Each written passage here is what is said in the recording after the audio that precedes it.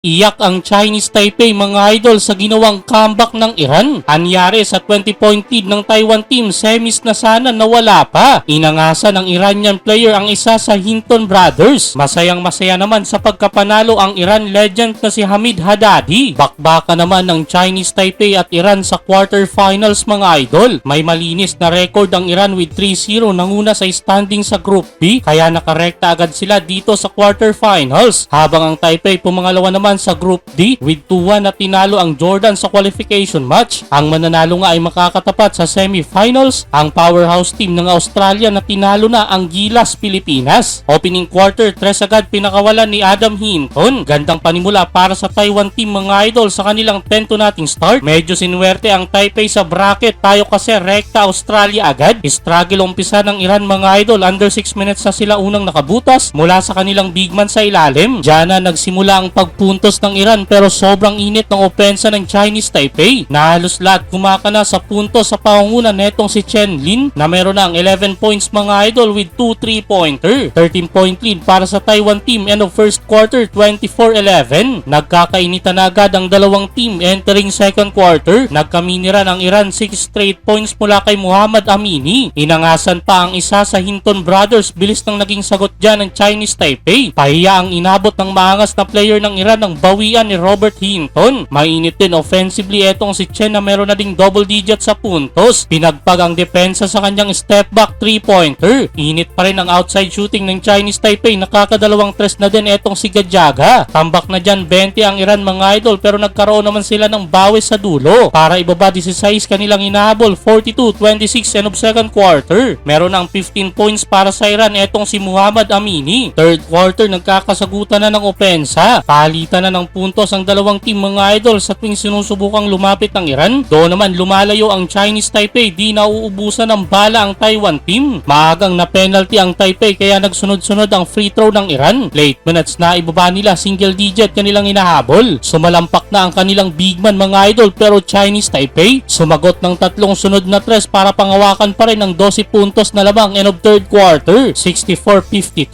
Fourth quarter, another slam dunk para sa Iran mga idol. 7-2 start para sa Iranian team, 5 na lang kanilang inahabol. 64-59, nagtuloy-tuloy pa kanilang momentum hanggang sa naitablan na nila ang talaan 69 all under 3 minutes. Nagkasagutan ng tres sa crunch time, segundo na lang natira. Lumamang na dalawa ang Iran, 76-74. Biglang nabaliktad ang laban, last 8 seconds, 78-75. Chance pa sanang maitabla ng Chinese Taipei pero hindi pumasok kanilang tres. Iyak na lang sa dulo ang Taiwan team. Masayang masaya naman sa pagkapanalo ang Iran legend na si Hamid Haddadi. What a comeback para sa Iran mga idol. Sila ang papasok sa semifinals kontra nga sa powerhouse team ng Australia.